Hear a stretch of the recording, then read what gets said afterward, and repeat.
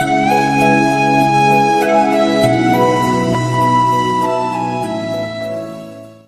Hello viewers, இன்னைக்கு நம்ம பார்க்க போறது என்னன்னா டைட்டானிக் கப்பலுடைய உண்மை சம்பவம். டைட்டானிக் கப்பல் மூழ்கிய போது அதன் அருகில் 3 கப்பல்கள் இருந்தனவாம். முதலாவது கப்பலின் பெயர் சாம்சன். அது டைட்டானிக் மூழ்கி கொண்டிருந்த இடத்திலிருந்து 7 கிலோமீட்டர் தொலைவில் இருந்ததாம். டைட்டானிக் அனுப்பிய காப்பாற்றுங்கள் என்கிற அலாரம் காட்டும் வெள்ளை விளக்கொலியை பார்த்தனர். ஆனால் அதில் இருந்தவர்கள் சீல் என்னும் கடல் விலங்கை திருட வந்தவர்கள். அதனால் காப்பாற்ற போய் மாட்டிக்கொண்டால் என்னாவது, நமக்கேன் வம்பு என்று எண்ணி டைட்டானிக்கின் எதிர் திசையில் விரைந்து விட்டனர். நம்மில் பலர் நமது பாவச் செயல்களில் மட்டுமே கவனம் செலுத்தி அடுத்தவரின் துன்பங்களை பற்றி துளியும் கவலைப்படாமல் இருப்போம். இந்த சாம்சன் கப்பல் போல. இரண்டாவது கலிபோர்னியன் என்ற கப்பல் டைட்டானிக் கப்பலிற்கு 14 கிலோமீட்டர் தொலைவில் இருந்தது.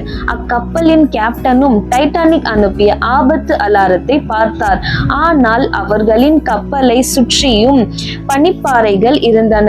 இருட்டாகவும் மோசமான சூழலும் இருந்ததால் திரும்பவும் கரைக்கே போய் காலையில் புறப்படலாம் என முடிவெடுத்தனர் மாலுமிகள். உதவி கோரிய கப்பலுக்கு ஒன்றும் ஆயிருக்காது என்று அவர்களே அவர்களுக்கு கூறி தேற்றி கொண்டனர்.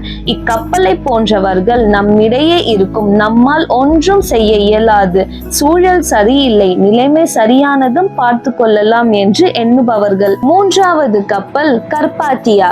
அது டைட்டானிக்கில் இருந்து 58 கிலோமீட்டர் தொலைவில் தெற்கு நோக்கி பயணித்துக் கொண்டிருந்தது.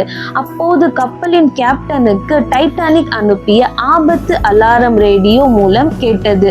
அவர் உடனே மண்டியிட்டு இறைவனிடம் எனக்கு வழிகாட்டு என பிரார்த்தனை செய்து கப்பலை திருப்பி டைட்டானிக்கை நோக்கி ஆபத்தான பனிப்பாறைகளிடையே செலுத்தினார். இந்த கப்பல் தான் டைட்டானிக்கில் சிக்கி இருந்த 705 பேரை காப்பாற்றியது. தடைகளும் எதிர்ப்புகளும் ஆபத்துகளும் பொறுப்பை தட்டி கழித்திட காரணங்களும் நிச்சயம் குறுக்கிடும். ஆனால் அவற்றை மீறி செல்பவர்கள் மட்டுமே உலகில் உள்ள மக்களின் இதயங்களில் நாயகர்களாக வாழ்வார்கள். நன்றி, வணக்கம்.